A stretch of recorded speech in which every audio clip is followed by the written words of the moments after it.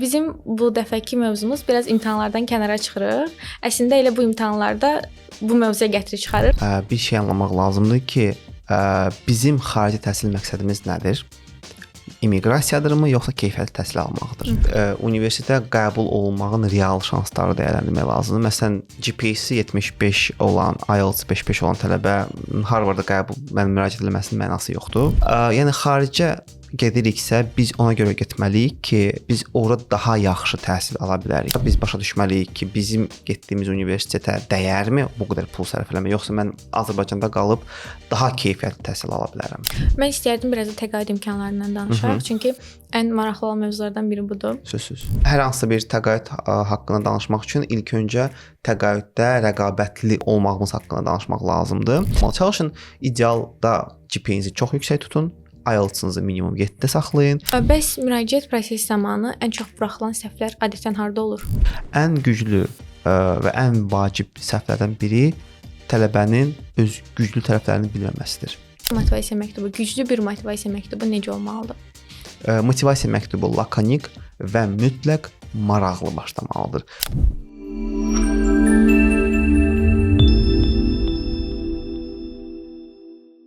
Bir daha salam dostlar. Sizi yenə Nicat bəylə eyni yerdən salamlayırıq. Bizim bu dəfəki mövzumuz biraz imtahanlardan kənara çıxırıq. Əslində elə bu imtahanlarda bu mövzuya gətirib çıxarır xarici təhsilə. Amma bu bölümdə sırf xarici təhsildən danışacağıq. Tələbələr hardan başlamalıdırlar? Hazırlıq prosesinə nə vaxt başlamalıdırlar? Bu proses necə getməlidir? Necə irəli aparmalıdırlar? Ümumi şəkildə bu bölümdə bütün tövsiyələrimizi verəcəyik və təcrübəmizə dayalı fikirlərimizi səsləndirəcəyik. Elə mən istərdim buradan başlayaq ki, xarici təhsil dedikdə ümumilikdə hansı mərhələləri nəzərdə tuturuq? İlk öncə xarici təhsil üçün bir şey anlamaq lazımdır ki, bizim xarici təhsil məqsədimiz nədir? İmmiqrasiyadırmı, yoxsa keyfiyyətli təhsil almaqdır? Buna uyğun biz ölkələri seçməliyik. Hansı ölkələrə gedib oxuyacağıq? Mən tövsiyə edərdim ki, əgər məqsəd immiqrasiyadırsa, elə bir ölkəyə gedəsiniz ki, siz o ölkənin dilini heç olmasa B1 səviyyəsində bilirsiniz. Məsələn, Almaniyaya gedib yaşamaq istəyirsinizsə, indidən alman dilini öyrənin. Lap ikinci kursdasınızsa belə. Ondan sonra siz dəqiqləşdirdiyiniz ölkəni ixtisasınıza dəqiqləşdirin. Çünki çalışın idealda, in the perfect world deyirlər ingiliscə, idealda biz eyni ixtisas üzrə davam eləməliyik və yaxud da ona oxşar ixtisasla davam eləməliyik. Yəni, məsələn, lingvistikadan elektrik mühəndisliyinə atlamamalıyıq. Çünki bu çox çətindir və dəhşət çətindir. Yəni, mən bunu təsəvvürə gətirə bilmərəm. Nə dəhşət çətindir, amma çalışın məqsədlərinizi aydın şəkildə bilin. Təkrarmı bakalavr oxuyacaqsınız, yoxsa magistr mı oxuyacaqsınız, magistrda hansı ixtisas oxuyacaqsınız? Bunları oturun, götür-qoy eləyin, məsləhətləşin, yaxınlarınızla, xarici təhsil alan insanlarla. Məsələn, bizlə məsləhətləşə bilərsiniz. Bizim tələbələrimiz çox vaxtı bizlə məsləhət alırlar. Tövsiyə alırlar ki, mən bu ixtisasa keçimmi, bu ölkəyə gedimmi? Hər bir ölkənin peşəkarlaşan ixtisasları var. Məsələn, Almaniyada mühəndislikdir, iqtisadiyyatdır, tutalım. Bir nümunə kimi bunu göstərim. Yəni, hər bir ölkənin və hər bir ölkənin xüsusi universitetləri var ki, orada oxumaq təbii ki, böyük bir üstünlük gətirir. Bundan sonra artıq planınızı biləndən sonra siz başlamalısınız öyrənməyə. Okey, dəqiqləşdirdiniz ki, siz təxminən buralara gedəcəksiniz. Sonra isə dəqiqləşdirməlisiniz. IELTS-dır, TOEFL-dır, Duolingo-dur, bunu dəqiqləşdirirsiniz, hansını verəcəksiniz və cari cimət, SAT, LSAT, hansı əlavə imtahana ehtiyac var, sonra dəqiqləşdirəcəksiniz. Və mən dedim, ən önəmlisi GPA-im nə qədər olmalıdır? Məsələn, Almaniyada mən deyərdim ki, Almaniyaya gedirsə çalışın GPA-nizi 90+ saxlayın hətta. 85 plusla qəbul olanlar olur təbii ki, orta Alman universitetdən, amma siz yaxşı universitetləri istəyirsinizsə, yəni 90+ GPA fokuslanın. Hətta deyərəm 92-dən də yuxarı GPA olmalıdır sizdə. Bax belə, bu əsas məqamlardır. Ondan sonra da sənədləri yığmaq lazımdır. Düzgün sənədləri yığmaq lazımdır. Mən bilməm, bizim sənədlərlə bağlı sualımız olacaqmı, yoxsa olmayacaq? Geri verəcəyik təbii ki. O zaman mən o sualda da ətraflı cavabımı verəcəm. Və beləcə xarici təhsil prosesinə başlamaq lazımdır. Qərarlaşdırmalısınız. Özünüz edəcəksiniz bunu, vaxtınız varmı? Yoxsa daha peşəkar xidmətdən istifadə edəcəksiniz və ya mentorship xidmətindən istifadə edəcəksiniz? Xarici təhsil zamanı tələbə ən birinci ölkəyə, daha sonra isə adətən universitetə qərar verir. Bu seçim zamanı onlar daha çox nəyə əsaslanmalıdırlar? Universitetə baxmaq lazımdır. Birincisi, universitetə qəbul olunmağın real şansları dəyərləndirmək lazımdır. Məsələn, GPA-si 75 olan, IELTS 5.5 olan tələbə Harvarda qəbul müraciət etməsinin mənası yoxdur. Sadəcə application feesini itirəcək. Ona görə, yəni realistik olmaq lazımdır. Konkret ölkəni və sizin levelunuza görə, sizin belə deyək, backgroundunuza və CV-yə görə universitet seçmək lazımdır. Bu ən önəmli və ən vacib mərhələdir. Və admission rate-ə baxandan sonra ikinci bir məsələ fikirləşməlisiniz ki, okey, mən bu universiteti bitirdim. Bu universiteti bitirənlər nə edirlər? Bunun üçün forumlar mövcuddur. Reddit kimi forumlar, universitetin özünün saytında da baxa bilər. Amma təbii ki, universitetin saytı hər şey şişirdir. Yəni 20% insan bankda işləyirsə, graduationdan sonra onlar yazırlar ki, 50%. Amma ona görə də yaxşı olar ki, Redditdə bir çoxlu threadlər var hər bir universitet üçün. Graduate tələbələr orada yazırlar ki, onlar nə ediblər, necə ediblər, necə uğur qazanıblar. LinkedIn-də araşdırmaq mümkündür. Yəni o universitetin adını yazaraq, baxaraq ki, filan universiteti bitirən insanlar hara daha çox yönəlirlər. Bu da çox etibarlı bir mənbə olar. Və hətta mən deyərdim ki, həmin universitetin graduatelərlə əlaqə saxlayıb LinkedIn-də maraqlanıb soruşmaq olar. Bax belə, yəni bax bu məsələləri analiz etmək lazımdır. Çünki düşünün ki, siz ora gedib 2 ilinizi ora sərf edir. Yəni 2 il, 3 il, 4 ilində baxır bakalavr, magistr, bəzən 1 ilinizi, amma yenə də kifayət uzun bir müddətdir və siz o müddəti daha səmərəli istifadə edə bilərsiniz. Bəzən olur ki, Xədicə xanım, tələbə gəlir deyir ki, mən falan universitetə qəbul olmuşam. Mən dedim ki, vallahi Azərbaycanda qalsan o universitetə getməkdəsə daha yaxşıdır. Yəni belə olmasın. Gedirsinizsə yaxşı çalışın, yaxşı yerə gedin və ya məqsədinizi dəyişin. Yəni nə üçün gedirsiniz? Bəs hər şeyi nəzərə alsaq, hansı ölkələr sizcə tələbələr üçün daha əlverişli olar? İndi sizə bir çox tələbələr müraciət eləyir, həm mentorluq dəstəyi almaq üçün, həm ümumi prosesdə sizlə bərabər getmək üçün. Onlardan daha çox hansı ölkələr daha rahat şəkildə tələbələri qəbul edir, onlara həm təqaüd imkanları cəhətdən şərait yaradır, həm də ümumi onlar üçün əlverişli olan ölkələr hansılardır? Siz bayaq dediniz ki, həmin universitetləri seçməkdənsə Azərbaycanda qalsalar daha yaxşı olar. Yəni bu istəyirəm ki, biraz bunu daha açaq. Burada nəyi nəzərdə tutursunuz tam olaraq? Mən onu nəzərdə tutmaq istəyirəm ki, Azərbaycanda da hal-hazırda çox yaxşı ikili diplomlu proqramlar var. Ona görə yəni və hansısa aşağı reytinqli universitetə getməkdənsə elə Azərbaycanda başlamaq olar həmin təhsilə ki, çünki immiqrasiya qısa müddətli olsa belə çox çətindir. Amma öz ölkəsində insan qalanda və təhsil alanda ona nisbətən bu cəhətdən daha rahat olur. Yəni xaricə gediriksə biz ona görə getməliyik ki, biz ora daha yaxşı təhsil ala bilərik. Çünki hətta bizim gənclərin xarici təhsil proqramı da onu qeyd edir. Yəni daha keyfiyyətli yetişib ölkəyə qayıtmaq məsələsi. Çünki bu məsələn bəzi ixtisaslar var ki, ölkədə və yaxud da bəzi dərəcələr var ki, onlar ölkədə yaxşı hələ ki keçirilmir. Və ona görə də biz qərarlaşdıranda biz başa düşməliyik ki, bizim getdiyimiz universitetə dəyərmi bu qədər pul sərf eləmək, yoxsa mən Azərbaycanda qalıb daha keyfiyyətli təhsil ala bilərəm. İstəyirəm ki, ölkə barədə də sualımızı cavablandırasınız ki, sizcə tələbələr hansı ölkələrə müraciət etsələr onlar üçün daha əlverişli olar? Çünki siz bu prosesin içində siz bir çox tələbələr müraciət edir, bir çoxları qəbul alır.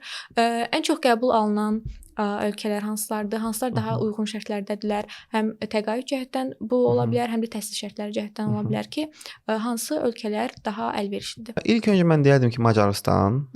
Çünki onun daxili təqaüd proqramı var bizim hökumətimizlə bir yerdə. Ondan sonra Baltikyan ölkələr. Onlar da yəni nisbətən ucuz təhsil təklif edirlər və Polşa, Çexiya. Bunlar ucuz təhsil təklif edirlər və kifayət yaxşı universitetləri var, yaxşı proqramları var. O ölkələrdə təhsillərini bitirənlər sonra başqa ölkələrə, Qərbi Avropaya yönəlirlər və orada işləməyə çalışırlar əksər hallarda. Amma eyni zamanda da əgər sizin backgroundunuz yaxşıdırsa və siz məsələn Almaniyada bank hesabı məsələsi var da 11.000 avro. Əgər siz o pulu qarşılaya biləcəksinizsə Almaniyada gedə bilərsiniz. Fransa, Almaniya onlar çox yaxşı yəni ölkələrdir. İtaliya məsələn bir çox təqaüd təklif edir, həmçinin məsələn Maiki təqaüd təklif edir. sonra regional təqaüdlər təklif edir. Invest Your Talent in Italy da universitetlərin daxili təqaüdləri var. Yəni bu ölkələrdən də çox qəbul alanlar olub və əgər siz özünüzü top bir tələbə qəbul edirsəniz, məsələn GPA-niz topdur, yaxşı GMAT, IELTS skorlarınız var, yaxşı iş təcrübələriniz var, məqalələriniz var və s. mən deyərdim ki, top universitetlərə müraciət eləyin və mütləq Təhsil Nazirliyinin proqramına baxın, tanış olun universitetlərlə, sizin ixtisasınız üzrə hansı universitetlər təklif olunur. O universitetlərə müraciət eləyin və xarici təhsil proqramı ilə oxuyun. Çünki adətən orada qeyd olunan universitetlər hamısı çox yaxşı və top universitetlərdir həmin ixtisaslar üzrə. Mən istərdim biraz da təqaüd imkanlarından danışaq. Çünki ən maraqlı olan mövzulardan biri budur. Sözsüz. Hər hansı bir təqaüd haqqında danışmaq üçün ilk öncə təqaüddə rəqabətli olmağımız haqqında danışmaq lazımdır. Məsələn, üzümüzə gələn təqaüdlərdən biri DEA təqaüdüdür. Orada çox önəmli məsələ GPA-dir. Mütləq olaraq bizim IELTS nəticələrimiz yaxşı olmalıdır, universitetlərə uyğun olmalıdır və hətta onlardan biraz daha üstün olmalıdır. GMAT cari nəticələrimiz varsa əla, Almaniya ilə bağlılığımız varsa, yay məktəbində olmuşuq, Almaniyada oxumuşuq və yaxud da ümumiyyətlə Avropada Erasmus Plus-la və yaxud da hansı layihə ilə olmuşuqsa əlavə plusdur. Elmi məqaləmiz, araşdırmamız varsa, xarici jurnallarda çap olunmuş və yaxud da çap olunacaq və sahəmiz üzrədirsə əlavə plusdur. Güclü bir rekomendasiya məktubumuz var, tövsiyə məktubumuz varsa, əsasən ki, Alman bir professordan və yaxud da xarici bir professordan güclü bir plusdur və bunlar hamısı sizə müsahibəni qarantiyala bilərlər. Amma müsahibədə siz necə cavab verəcəksiniz? Çünki orada müsahibə də olur. Orada sizə terminləri soruşa bilərlər, xüsusi məsələləri soruşa bilərlər ki, bilsinlər ki, siz sahəni bakalavr kimi nə dərəcədə yaxşı bilirsiniz. Digər təqaüdlər də elə əksərən bunun kimidirlər. Məsələn, Erasmus Mundus təqaüdləri, yəni Maik təqaüdü, yəni Baltik ölkələrin təqaüdləri, stipendiya, yəni nə qədər yüksək GPA olursa olsun, əlavə ümumi göstəriciləriniz, IELTS-ınız yuxarı olmalı. Çalışın, idealda GPA-nizi çox yüksək tutun. IELTS-ınızı minimum 7-də saxlayın. Bütün sectionlar 6 ya da 6-5 plus olsun. Bax belə. Və əsas fokuslanan extracurricular aktivitetlərinizə, yəni əlavə fəaliyyətlərinizə fokuslanın. Məsələn, hər hansı bir nailiyyətlər əldə eləyin. Bacardığınız qədər internshiplərə qoşulun sahəniz üzrə. Qoşula bilmirsinizsə ən azı könüllülüklərə gedin ki, yəni boş durmayasınız. Yəni təkcə akademik tərəfdən inkişaf eləməyəsiniz, həm də sosial tərəfdən inkişaf eləyəsiniz. Bəs müraciət prosesi zamanı ən çox buraxılan səhvlər adətən harda olur? Ən çox buraxılan səhvlər tələbənin özünün güclü tərəflərinin qabarda bilməməsindəndir. Mən burada texniki səhvləri nəzərə almayacağam. Yəni sənədlərin unudulması falan, yəni tələbə buna diqqət etməlidir. Xarici təhsil şirkəti buna diqqət etməlidir. Yəni hər ikisi eyni zamanda çox diqqətli olmalıdırlar ki, sənədlər düzgün tərcümə təsdiq olunsun, apostil olunsun və s. Bu proseslər hamısı diqqətdə saxlanılmalıdır. Amma mən burada deyərdim ki, ən güclü və ən vacib səhvlərdən biri tələbənin öz güclü tərəflərini bilməməsidir. Məsələn, mən dəfələrlə belə bir кейslər görmüşəm ki, ekofəal olub və ekofəallığını yaxşı qabarda bilməyib. Məsələn, iqtisadiyyata bağlaya bilməyib. Belə bir hallar çox yaranır. Ondan əlavə də tələbənin bir çox hallarda qeyri-realistik düşünmələri. Məsələn, o ancaq ümidini bir təqaüdə bağlayır və başqa təqaüdlərə müraciət eləmir. Deyir ki, mən ancaq bu təqaüdü istəyirəm. Halbuki bir çox ölkələrdə alternativ opsiyalar da mövcud, alternativ imkanlar da mövcuddur və yaxud da insan özünü sınamalıdır. Yəni plan A, plan B, plan C, yəni bu planlar insanda mütləq olmalıdır. Okay, birinci növbədə dili təqaüdünü istəyirsənsə, plan B kimi başqa bir təqaüdlərdə düşün. Yəni mütləq başqa bir qapı da olmalıdır sənin üçün. Həmişə bunu düşünün. Yəni bir təqaüdə bağlanmayın. Falan kəs bunu qazanıb deyə mən də qazanacağam 100%, belə bir şey yoxdur. Çünki hər il fərqliliklər olur. Bir il olur, məsələn Azərbaycan SI Swedish Scholarshiplardan 25 nəfər Azərbaycandan qalib olur. Bir il olur 11 nəfər. Yəni ona görə kvotalar fərqli ola bilər, komissiyaların qərarları fərqli ola bilər. Məsələn, Donald Trump'ın hakimiyyətə gəlməsindən sonra bir çox universitetlərin maliyyələşməsi kəsildi və beləcə bir çox tələbələrin məsələn təqaüdləri azaldı və yaxud təqaüd imkanları azaldı, təqaüdlü qəbullar azaldı. Ona görə bax bunların hamısını nəzərə almaq lazımdır. Bilmək lazım və həmişə əlavə bir düşünmək lazımdır ki, mənim başqa bir çıxış yolum da olmalıdır. Əsas məsələlərdən biri də sənədlər məsələsidir. Çünki bəzilərində bütün sənədlər yerində olsa belə nə isə unuda bilirlər. Ümumiyyətlə bəzi sənədlərin xəbərləri belə olmaya bilər. Bu son anda məlum olur. Ona görə mən düşünürəm ki, sənəd məsələsi xarici təhsil prosesi zamanı ən mühüm məqamlardan biridir. İstərdim biraz da bu mövzuya yer verək sizinlə birlikdə. Bəli, yəni standart sənədlərdən əlavə, yəni şəkil, pasport, şəxsiyyət vəsiqəsi, motivasiya və tövsiyə məktublarına əlavə təhsil sənədlərinin rolu çox önəmlidir.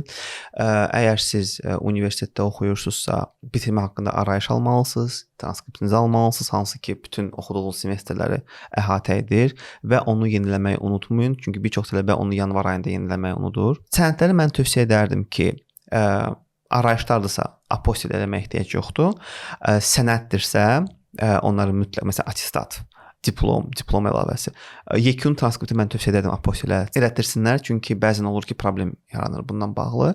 Apostil olunandan sonra, yəni Xarici İşlər Nazirliyinin apostil olunandan sonra tərcümə təsdiq olunmalıdır sənədlər və ondan sonra da digər sənədlərin yığılmasına başlanmalı. Yəni, bəzən təqaüdlərə görə elə ola bilər ki, universitet istəyə bilər silabus, yəni ki, course content ona deyirlər silabus.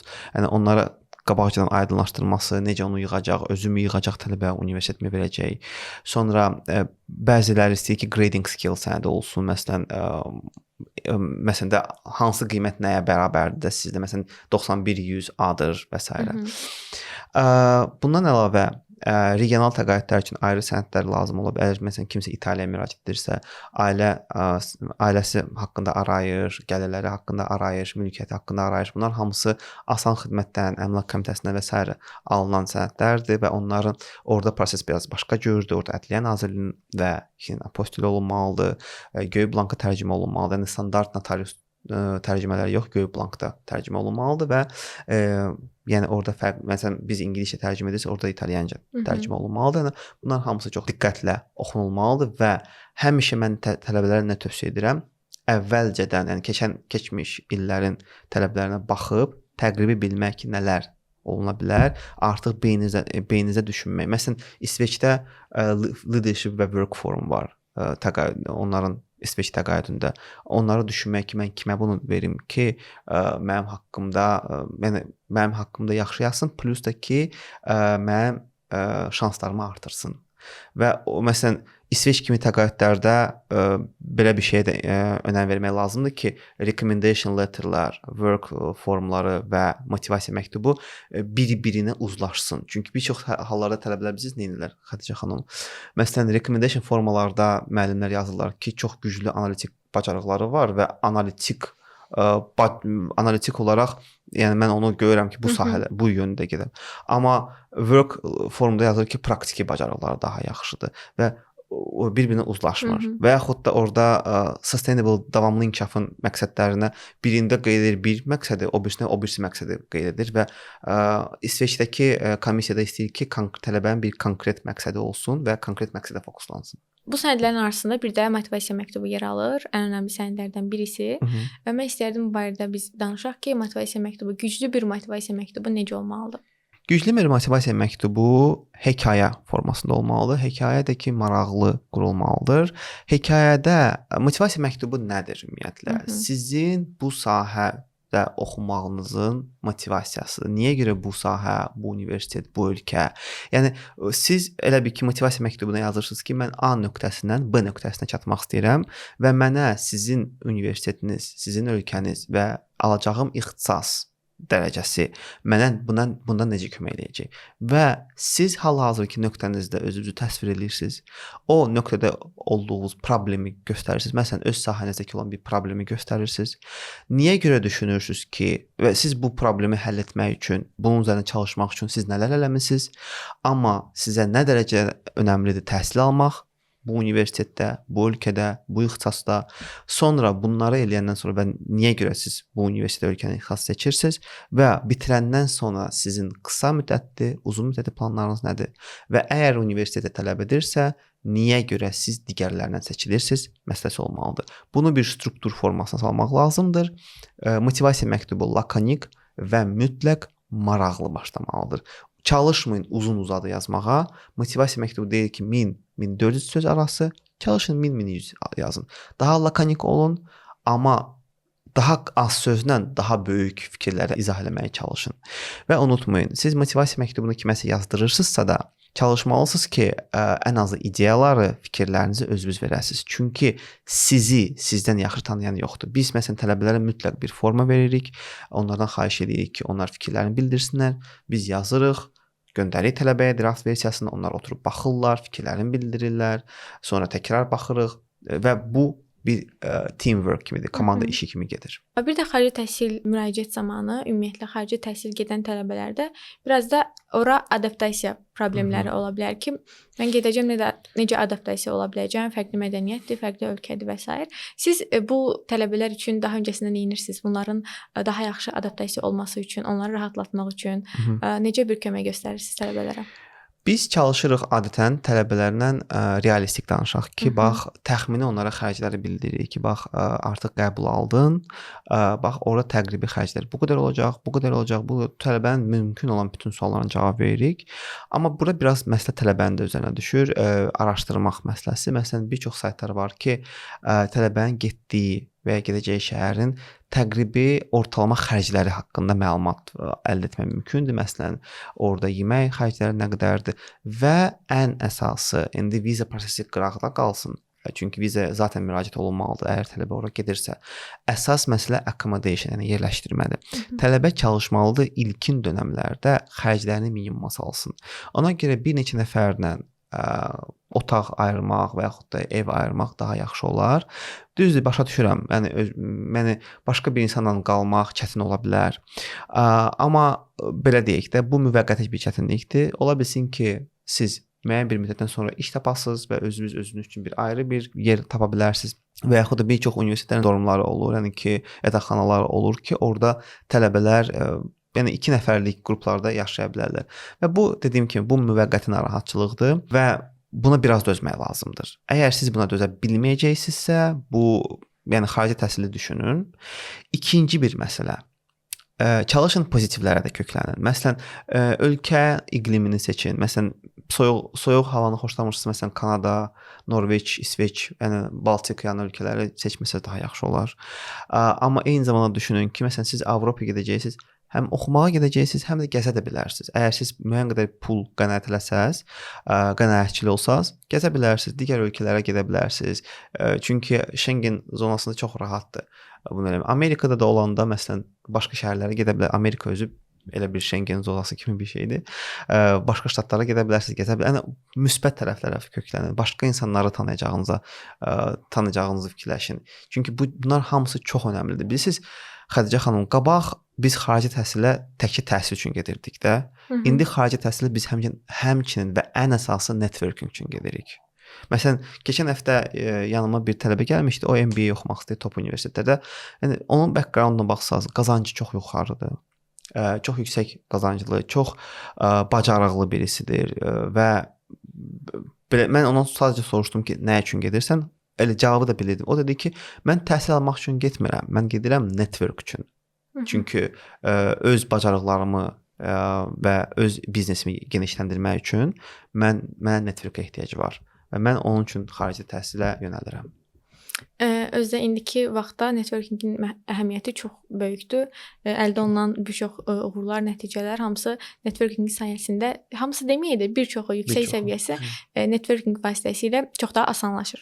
Mən istəyərdim ki, biraz da bu proses zamanı yol verilən səhvlərdən danışaq. Hansı ki, tələbələr ən çox hansı səhvlərə yol verirlər? Tələbələr ən çox qeyri-real inanclara inanır. Məsələn, hansısa şirkət qoyur ki, belə bir elan qoyur ki, məsələn də qarantiya verirəm ki, qəbul alacaqsınız, qəbul almasanız, məsələn, ödəniş qaytarılır və s. Bu tipli şeylərdə adətən tələbələr alınıb müraciət edirlər və sonra da problem yaşayırlar. Bu birinci və ən önəmli problemdir. Çalışın güvəndiyiniz bir yerlərə gedin və problem yaşamaq ehtimalı az olan yerlərə gedin. Amma unutmayın, problemlərin yaşanması təkcə şirkətdən deyil, sizdən də asılıdır. Məsələn, bizdə olub ki, tələbə müqavilə bağlayır və sonra deyir ki, mən sizə sənədləri təqdim edəcəm. Deadline 3 həftə sonradır və sənədləri məsələn bizə son anda göndərir və biz onun sənədlərinə baxa bilmirik normal və yaxud da məsələn baxıb səhvlərini düzəltməyə çalışanda da onun vaxtı qalmır o sənədləri düzəltməyə. Ona görə bu proseslərdə mümkün qədər diqqətli, mümkün qədər dəqiqləşdirici və səliqəli olmaq lazımdır. Biz məsələn nə edirik Xədicə xanım? Son illərdə biz hər bir şeyin, yəni texniki rejectlərin, yəni texniki nə deməkdir? Hansı sənədin yüklənməməsinə görə və yaxud da səhv yüklənməsinə görə tələbə reject almasın deyə biz 2 səviyyəli yoxlanış edirik. Biz özümüz yoxlayırıq 2 səviyyədə. Yəni bir əməkdaşın işini digər əməkdaş yoxlayır. Sonra biz tələbəyə əksəsi veririk ki, tələbə özü girsin, yoxlasın. Bir çox şirkət bunu eləmir, amma biz eləyirik. Çünki biz istəyirik ki, bütün proses şəffaf olsun, tələbə özü görsün, əmin olsun ki, hər şey düzgün qeyd olunub. Və əgər o sabahsı gün reject alsa belə bilsin ki, bu rejectin səbəbi rəqabətdir və yaxud da hansısa yüksək expectationdır. Və ən önəmlisi də budur ki, biz konsultasiya zamanı tələbəni aldatmaq istəmirik. Demək istəmirik ki, hə, sən burada qəbul olacaqsan və s. Amma sonra tələbə qəbul olmayanda o çox məyus olur. Biz açıq şəkildə bildiririk ki, bax bu yerlərdə sənin seçim imkanların daha çoxdur, qəbul şansın daha çoxdur, digərlərində daha azdır. Və tələbə artıq bizə təkidlə deyirsə ki, yox, yenə də mən bunu istəyirəm. Bizim artıq belə deyək də biz bunu qəbul edirik. Edəcək bir şey qalmır. Bəli, qəbul edirik, izah eləyirik ki, yəni çalışırıq kompromis tapaq burada təbii ki. Konsensus önəmlidir. Yəni heç olmasa 1-2 dənə bizim dediyimiz yerlərdə müraciət edirik və əksərən də tələbənin istədiklərini edirik. Biz bilirik ki, necə ki imtahan prosesində valideynin rolu çox böyükdür. Eyni zamanda bu xarici təhsilə müraciət prosesi, həm sənədlərin yığılması olsun, həm o arada gözlənilən vaxt olsun ki, cavablar çıxacaq və s. də.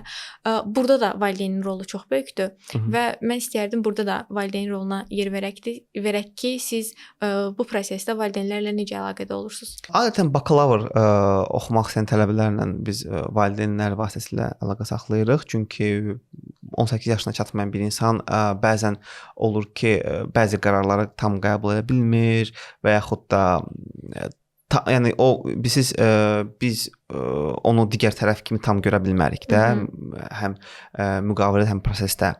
Ona görə valideyn orada mütləq iştirak etməlidir. Biz valideynlə danışırıq, izah edirik. Həmçinin də təbii ki, əsas istəkləri uşaq bildirməlidir bizə. Valideyn deyilən uşaq bizə bir şey deyirsə, valideyn bir şey deyirsə, biz ilk öncə onlarla razılaşdırmalıyıq bu prosesləri.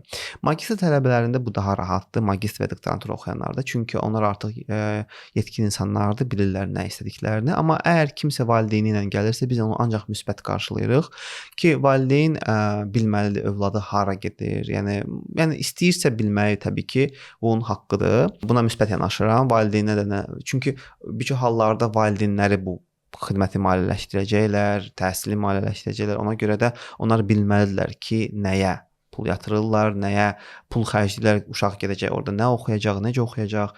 Yəni bu proseslərdən hər şeydən xəbərdar olmalıdır. Amma eyni zamanda da valideynlər uşaqların seçimlərinə hörmətlə yanaşmalıdırlar. Yəni uşaq gedib, tələbə gedib orada təhsil alacaq və gələcəkdə o təhsil üzrə o davam edəcək. Valideyn etməyəcək onu. Ona görə uşağa təzyiq etmək lazım deyil ki, yox bunu seçmə, bunu seç. Almaniya seçmə, dayın orada deyil, dayın buradadır, onu seç.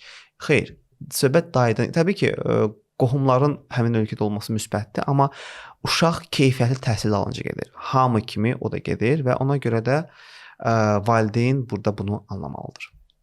Bəs heç olubmu ki, bu sual mənə maraqlıdır. Bəs heç olubmu ki, tələbə gəlib sizdən bir növ kömək istəyib ki, mən xaricdə oxumağa getmək istəyirəm, amma valideynlərim buna çox da açıq deyil. Siz bu tip situasiyalarda valideynlə ümumiyyətlə necə əlaqə keçirsiniz, onu necə razı sala bilirsiniz? Olur. Son illərdə daha az olur. Çünki valideynlər özləri artıq bunu başa düşürlər ki, xarici təhsil nə dərəcədə önəmlidir uşaqların həyatında. Amma olanda belə olur. Belə olur ki, biraz ənənəvi bir ailələr olur ki, uşaqlarını buraxmaq istəmirlər. O da ki, çox sevdiklərindən təbii ki. Amma bəzən sevgi boğucu olur. Biz onu bilirik və ona görə də ya biz belə valideynlərlə görüşüb, hətta olur ki, 1 yox, 2, 3, 4 dəfə görüşürük. Eyb yox, bu bizim vaxtımızı alsa da, valideynin də vaxtını alsa da, tələbənin də vaxtını alsa da, əsasında, yəni ki, nəticədə əgər övladın yaxşı təhsil almasına yönəlirsə, bu vaxt itkisi deyil, bu vacib bir investisiyadır. Və valideynlə danışırıq, izah edirik hər şeyi, göstəririk, uğurlu tələbələrimizi göstəririk ki, onlar hardadılar. Biraz onların LinkedIn hesablarından danışırıq, göstəririk ki, məsələn, baxın bu tələbə getdi, bu ölkədə oxudu və hal-hazırda burada işləyir. Övladınız da belə eləyə bilər və s. Bax, bu işləmə, yəni çox biz həmişə deyirlər ki, xidmət sektorunda olan insan müştərinin yerinə özünü qoymalıdır. Başa düşməlidir ki, müştərinin problemi nədir və o problemi necə həll etmək olar. Müştəri şübhədədir, əmin deyil. Onun hansı məsələlərə görə şübhələrin yarandığını başa düşmək lazımdır. Onları izah eləmək lazımdır, işləmək lazımdır. Material göndərsinlər ki, oxusun.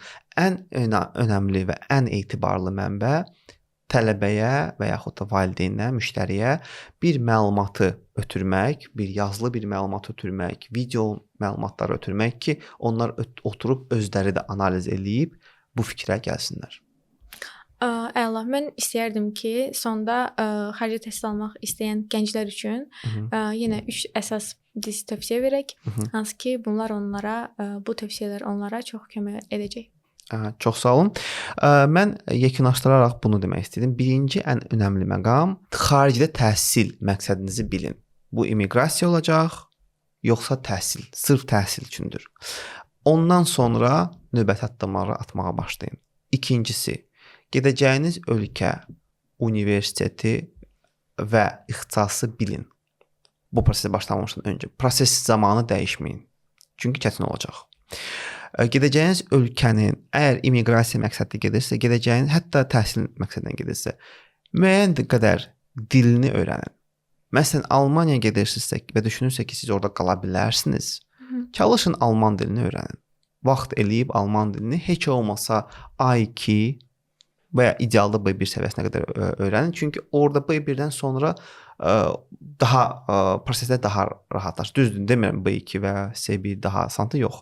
Amma ən azı B1 bazasından bunu eləmək daha rahatdır, nəinki A1 bazasından və ya A0. Və mütləq olaraq ixtisasınızdan əmin olun ki, bu ixtisasda davam edəcəksiniz. Üçüncüsü və ən önəmlisi, sənədləri öyrənin, hansı sənədlər sizə lazımdır və hansı imtahanları verməlisiniz.